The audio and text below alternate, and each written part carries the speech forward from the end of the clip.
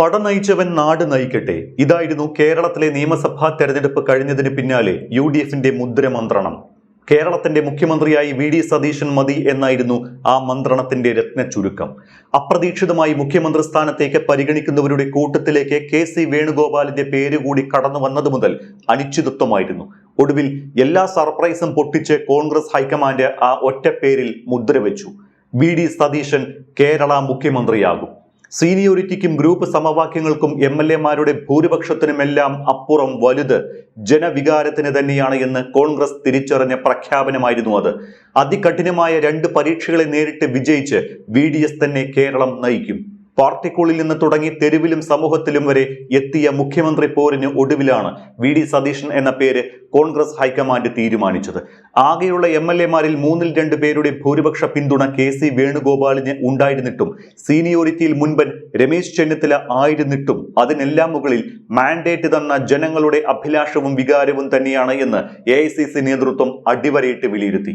അവസാന നിമിഷം വരെ ചർച്ചകളിൽ സാധ്യത കൽപ്പിക്കപ്പെട്ട KC വേണുഗോപാലിനെയും രമേശ് ചെന്നിത്തലയെയും മറികടന്നാണ് ഹൈക്കമാൻഡ് VD സതീശന്റെ പേരിന് നേർക്ക് മുദ്ര ചാർത്തുന്നത്.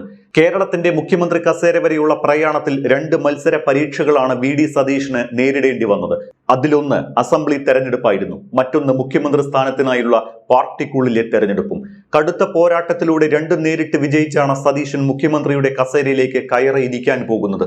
ഒരുപക്ഷെ കടുത്തത് എന്ന് വിധിയെഴുതപ്പെട്ട ടൈസൺ മാസ്റ്ററുമായുള്ള തെരഞ്ഞെടുപ്പ് പോരാട്ടം മുഖ്യമന്ത്രി സ്ഥാനത്തിനായുള്ള പാർട്ടിക്കുള്ളിലെ പോരാട്ടത്തോളം കടുപ്പമായിരുന്നില്ല സതീശന്. 11 ദിവസം ഉദ്വേഗം നിറഞ്ഞ കാത്തിരിപ്പിനൊടുവിലാണ് തന്നെ തെരഞ്ഞെടുത്തവർക്കുള്ള നന്ദി പ്രഖ്യാപനത്തിന് സതീശന് ആത്മവിശ്വാസം നൽകുന്നത്. VD സതീശൻ എന്ന പ്രതിപക്ഷ നേതാവിന് 5 വർഷം അദ്ദേഹം നടത്തിയ പോരാട്ടങ്ങൾക്ക് ജനം നൽകിയ അംഗീകാരമാണ് UDFന്റെ തകർപ്പൻ വിജയം. ആ യാഥാർത്ഥ്യം കൂടി മനസ്സിലാക്കിയാണ് പാർട്ടി ദേശീയ നേതൃത്വം സതീശന്റെ പേരെഴുതിയ കവർ സീൽ ചെയ്തത്. കേരളത്തിലെ 11ാമത്തെ കോൺഗ്രസ് മുഖ്യമന്ത്രിയായി 16ാമത് കേരള നിയമസഭയുടെ കപ്പിത്താനായി അടുത്ത ദിവസം സതീശൻ സത്യപ്രതിജ്ഞ ചെയ്യും.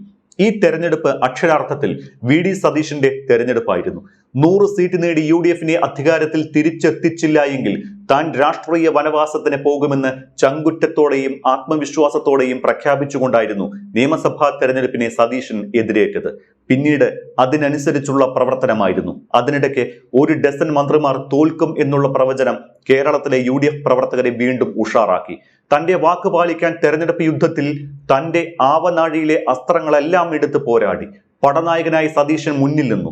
മെയ് 4-ന് പ്രഖ്യാപിച്ച തെരഞ്ഞെടുപ്പ് ഫലം സതീശന്റെ പ്രവചനങ്ങളും പ്രഖ്യാപനങ്ങളും അച്ചട്ടായി ശരിവെക്കുന്നതായിരുന്നു. സ്വാഭാവികമായും പടനയിച്ച VDS നാട് നയിക്കുമെന്ന് എല്ലാവരും കരുതി. മുദ്രാവാക്യം എഴുതപ്പെട്ടു. അപ്പോഴാണ് കെട്ടിയിറക്കുന്നത് പോലെ ഡൽഹിയിൽ നിന്ന് മുഖ്യമന്ത്രി സ്ഥാനത്തേക്ക് KC വേണുഗോപാലിനെ കെട്ടിയിറക്കും എന്ന വാർത്തകൾ വരുന്നത്. ഇതോടെ സമവാക്യങ്ങൾ മാറി മറഞ്ഞു. പട നയിച്ചവൻ നാട് നയിക്കട്ടെ എന്ന മുദ്രാവാക്യവുമായി സതീശൻ അനുകൂലികൾ തെരുവിൽ നിറഞ്ഞു. സീനിയോറിറ്റി മാനദണ്ഡമാക്കി രമേശ് ചെന്നിത്തലയുടെ പേരുകൂടി മുഖ്യമന്ത്രി സ്ഥാനത്തേക്ക് ഉയർന്നു കേട്ടതോടെ അപ്രതീക്ഷിതമായ ഒരു പ്രതിസന്ധിയും അനിശ്ചിതത്വവും പാർട്ടിക്കുള്ളിൽ ഉടലെടുത്തു. ആക്രോശവും അട്ടഹാസവുമായി അണികൾ തെരുവിൽ നിറഞ്ഞതോടെ ചർച്ചകൾ മുഴുവൻ അധികാര കസേരയ്ക്കായി കോൺഗ്രസ് നേതാക്കൾ തമ്മിൽ തല്ലുന്നു എന്ന നരേറ്റീവിലേക്ക് കാര്യങ്ങൾ എത്തിച്ചു. 102 സീറ്റ് നേടി അധികാരത്തിലേറിയ കോൺഗ്രസുകാരെ നോക്കി നാട്ടുകാർക്ക് കളിയാക്കാൻ അത് മാത്രം മതിയായിരുന്നു. തർക്കം മുറുകിയതോടെ ഹൈക്കമാൻഡ് നിർദ്ദേശമനുസരിച്ച് അജയ് മാക്കനും മുകുൾ വാസ്നിക്കും കേരളത്തിലെത്തി MLA-മാരുടെ അഭിപ്രായം തേടി. ഭൂരിപക്ഷം MLA-മാരുടെ പിന്തുണ KCക്കായിരുന്നു. ഇത് സതീശൻ ക്യാമ്പിൽ നിരാശ പടർത്തി. പിന്നീട് ഇന്ദ്രപ്രസ്ഥത്തിൽ മാരത്തൺ ചർച്ചകളുടെ ദിനരാത്രങ്ങൾ. ഓരോ ദിവസവും കഴിയുമ്പോഴും കിട്ടിയോ എന്ന ചോദ്യത്തോടെ സൈബറിടത്തിൽ ഇടത് അനുകൂലികളും കോൺഗ്രസ് വിരുദ്ധരും ട്രോളുകളുമായി നിറഞ്ഞു. കഴിഞ്ഞ ഒരാഴ്ചയിലധികം നീണ്ട മാരത്തൺ ചർച്ചകളിൽ MLA-മാർ, മുൻ KPCC പ്രസിഡന്റുമാർ, നിലവിലെ വർക്കിംഗ് പ്രസിഡന്റുമാർ എന്നിവരെ അടക്കം ഡൽഹിയിലേക്ക് വിളിപ്പിച്ചുകൊണ്ടുള്ള മാരത്തൺ ചർച്ചകൾ. എല്ലാത്തിനുമൊടുവിൽ സതീശന്റെ പേര് തന്നെ ഹൈക്കമാൻഡിനും അംഗീകരിക്കേണ്ടി വന്നു. VD സതീശന്റെ പേര് മുസ്ലിം ലീഗ് നിർദ്ദേശിച്ചതും MLA-മാരിൽ നിന്ന് മുഖ്യമന്ത്രിയെ തെരഞ്ഞെടുക്കണമെന്ന് കേരള കോൺഗ്രസ് ജോസഫ് വിഭാഗത്തിന്റെ ആവശ്യവും എല്ലാം ഇതിനിടെ ഹൈക്കമാൻഡിന്റെ മുന്നിലെത്തി. മുൻ KPCC പ്രസിഡന്റുമാരിൽ ഭൂരിഭാഗവും വർക്കിംഗ് പ്രസിഡന്റുമാരും KCക്കൊപ്പം നിന്നപ്പോഴും ജനവികാരം മാനില്ല. ജനം സതീശിനു പിന്നിൽ ഒറ്റക്കെട്ടായി അണിനിരന്നു. ഇതിനിടയിൽ ഒറ്റയാൾ പോരാട്ടം എന്ന തരത്തിൽ ഒരാളുടെ നിലപാടാണ് ഇന്നത്തെ ചരിത്ര തീരുമാനത്തിലേക്ക് ഹൈക്കമാൻഡിനെ എത്തിച്ചത്. അത് VM സുധീരൻ എന്ന മുൻ KPCC അധ്യക്ഷന്റെ നിലപാടായിരുന്നു. സംസ്ഥാനത്തെ ജനവികാരം സുധീരൻ രാഹുൽ ഗാന്ധിയെ അറിയിച്ചു. കേരളത്തിൽ കേരളത്തിൽ ഉയർന്നു വന്ന പ്രതിഷേധങ്ങൾ പ്രതിഫലിപ്പിക്കുന്നതും ആ ജനവികാരമാണ് എന്ന് സുധീരൻ രാഹുൽ ഗാന്ധിയെ ധരിപ്പിച്ചു. അത് അവഗണിച്ചാൽ പാർട്ടിക്ക് ദോഷം ചെയ്യുമെന്ന മുന്നറിയിപ്പും സുധീരൻ നൽകി. സുധീരന്റെ നിലപാടിന് ബലമേകി മുൻ KPCC പ്രസിഡന്റുമാരായ മുല്ലപ്പള്ളി രാമചന്ദ്രനും K മുരളീധരനും സതീഷിനാണ് അർഹത എന്ന് ബോധ്യപ്പെടുത്തി. മുഖ്യമന്ത്രി തീരുമാനത്തിന് പിന്നാലെ ഒരു ഉപതെരഞ്ഞെടുപ്പിന് സാഹചര്യമുണ്ടായാൽ അത് പാർട്ടിയെ ദോഷകരമായി ബാധിക്കുമെന്ന് കൂടി സുധീരൻ മുന്നറിയിപ്പ് നൽകിയതോടെ ഹൈക്കമാൻഡ് കണ്ണു തുറന്നു. സതീഷിന്റെ പേരിൽ മുദ്ര ചാർത്താൻ ആ നിലപാടും ഹൈക്കമാൻഡിനെ സ്വാധീനിച്ചു എന്ന് വേണം മനസ്സിലാക്കാൻ. 3 പതിറ്റാണ്ടായി പറവൂരിന്റെ ജനനായകനാണ് സതീശൻ. പറവൂറുകാർക്ക് UDF അല്ലെങ്കിൽ കോൺഗ്രസ് എന്നാൽ സതീശൻ എന്ന ഒറ്റ പേരാണ്. 1996 മുതൽ പറവൂരിന്റെ തെരഞ്ഞെടുപ്പ് ഗോതയിൽ ഉയർന്നു കേൾക്കുന്ന പേരാണ് സതീഷിന്റേത്. ഇടതുകോട്ടയായിരുന്ന പറവൂർ 2001 പിടിച്ചെടുത്ത് തുടങ്ങിയതാണ് സതീഷിന്റെ വിജയയാത്ര. അതാണ് ഇന്ന് കേരളത്തിന്റെ മുഖ്യമന്ത്രി പദം വരെ എത്തി നിൽക്കുന്നത്. അതിനിടയിൽ CPIയുടെ സംസ്ഥാന സെക്രട്ടറി വരെ ആയ പന്നിൻ രവീന്ദ്രൻ അടക്കം എത്രയെത്ര പേരുകൾ സതീഷിന് മുന്നിൽ അടിയറവ് പറഞ്ഞു. ഓരോ വർഷവും ഭൂരിപക്ഷം വർദ്ധിപ്പിച്ചുകൊണ്ടുള്ള തെരഞ്ഞെടുപ്പ് വിജയഗാഥയാണ് സതീഷിന്റേത്. ആദ്യ അംഗത്തിൽ തോറ്റിട്ടും പിൻവാങ്ങാതെ പറവൂരിനെ പ്രവർത്തന കേന്ദ്രമാക്കി ആ നാടിന്റെ ഹൃദയത്തിൽ സ്ഥാനമുറപ്പിച്ച് ഓരോ തെരഞ്ഞെടുപ്പിലും ഭൂരിപക്ഷം ഉയർത്തി പറവൂരും സതീശനും തമ്മിലുള്ള ആത്മബന്ധം വളരുകയായിരുന്നു. കഴിഞ്ഞ 5 വർഷം സതീശൻ നടത്തിയ പ്രവർത്തനങ്ങളുടെ ഫലമാണ് UDFിനുണ്ടായ വൻ വിജയം. വിവാദങ്ങൾ പ്രതിപക്ഷത്തിന് നേരെയും ഉയർന്നുവെങ്കിലും ശക്തമായ നിലപാടെടുത്ത് മുന്നോട്ടു പോകാൻ സതീഷിന് സാധിച്ചതാണ് UDFിന്റെ ഇന്ന് കാണുന്ന വിജയത്തിന് ആധാരം. സർക്കാരിനെതിരെ ഉയർന്നു വന്ന വിഷയങ്ങൾ ജനങ്ങൾക്ക് മുന്നിൽ കൃത്യമായി അവതരിപ്പിച്ചു. ഉറച്ച തീരുമാനമാണെങ്കിൽ ഉറപ്പായും ജനങ്ങൾ കൂടെ നിൽക്കുമെന്ന് പാർട്ടിയെയും മുന്നണിയെയും നേതാക്കളെയും ബോധ്യപ്പെടുത്തി. ആ തീരുമാനങ്ങൾ നടപ്പാക്കാൻ അദ്ദേഹം കാണിച്ച മിടുക്കാണ് UDFിന്റെ തലവരം മാറ്റി തുടങ്ങിയത്. തകർന്നു കിടന്ന UDFിനെ കെട്ടുറപ്പുള്ള ഒരു മുന്നണി സംവിധാനമാക്കി സതീശൻ പൊളിച്ചു പണിതു.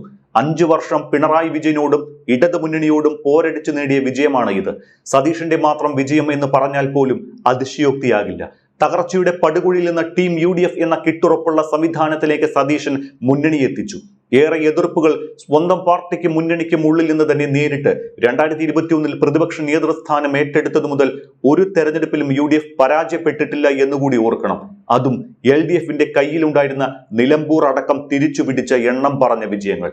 CPMഉം CPIയും ഉൾപ്പെടുന്ന കമ്മ്യൂണിസ്റ്റ് പാർട്ടികൾക്ക് മാത്രം ഒറ്റയ്ക്ക് ഭൂരിപക്ഷമുണ്ടായിരുന്ന പിണറായി സർക്കാരിനെതിരെയാണ് 41 MLAമാർ മാത്രമുള്ള UDFിനെ നയിക്കാൻ സതീശൻ ഇറങ്ങുന്നത്. ആദ്യഘട്ടത്തിൽ പല കോണുകളിൽ നിന്നും എതിർപ്പുയർന്നു. എന്നാൽ മുൻനിര നേതാക്കളെ കൂടി ചേർത്ത് നിർത്തി സതീശൻ പട നയിച്ചു. ഗ്രൂപ്പിന്റെ നേതാവായ ചെന്നിത്തലയ്ക്ക് പകരമാണ് അതേ ഗ്രൂപ്പിലായിരുന്ന സതീശൻ എത്തുന്നത്.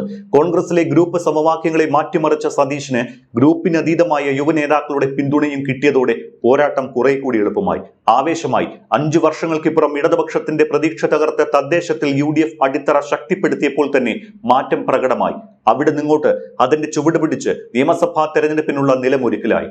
സ്ഥാനാർത്ഥി നിർണയം മുതൽ പ്രചാരണ രീതി വരെ മാറ്റം കൊണ്ടുവരാൻ ശ്രമിച്ചതാണ് UDF രാഷ്ട്രീയത്തിൽ സതീശനുണ്ടാക്കിയ മാറ്റം. രാഹുൽ മാങ്കൂട്ടത്തിനെതിരെ പരാതി ഉയർന്നപ്പോൾ തന്നെ സംരക്ഷിക്കാനാവില്ല എന്ന് വ്യക്തമാക്കിയ നിലപാടുകളിൽ വിട്ടുവീഴ്ചകൾക്ക് ഇല്ല എന്ന് സതീശൻ ഉറക്കെ പ്രഖ്യാപിച്ചു. സമുദായ സംഘടനകളുടെ തിണ്ണ നിറങ്ങാനില്ല എന്ന് പറഞ്ഞ് തന്റെ നിലപാടുകളിലെ ദൃഢത ഒരിക്കൽ കൂടി സതീശൻ അടിവരയിട്ട് ഉറപ്പിച്ചതുകൂടി സതീഷിന്റെ വിജയമാണ്. നിലപാടുകളിൽ വിട്ടുവീഴ്ചയില്ലാതെയും വസ്തുതകൾ അണിനിരത്തി സംവാദം നടത്തുന്നതുമാണ് സതീഷിന്റെ രീതി. അതിന് പലതവണ കേരള രാഷ്ട്രീയം സാക്ഷ്യം വഹിച്ചിട്ടുണ്ട്. കോൺഗ്രസിന്റെ ആശയങ്ങൾ നെഞ്ചിലേറ്റി വിയോജിപ്പുള്ളിടത്ത് അത് കൃത്യമായി തുറന്നു പറഞ്ഞു തന്നെ എതിരാളികളുമായി പോരാടാൻ സതീഷിനുള്ള കരുത്ത് ഒരുപക്ഷെ മറ്റാർക്കും കാണില്ല.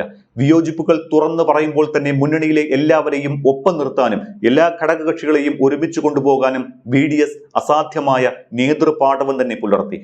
ഗ്രൂപ്പുകൾ വഴിതെറ്റിച്ച കോൺഗ്രസിനെയും മുന്നണിയെയും ടീം UDF ആക്കി കോർത്തിണക്കി ജനങ്ങളുടെ വിഷയങ്ങൾ ഏറ്റെടുത്ത രാഷ്ട്രീയ യാത്രയാണ് ഇന്ന് VDSനെ കേരളത്തിന്റെ മുഖ്യമന്ത്രി കസേര വരെ എത്തിച്ചിരിക്കുന്നത്.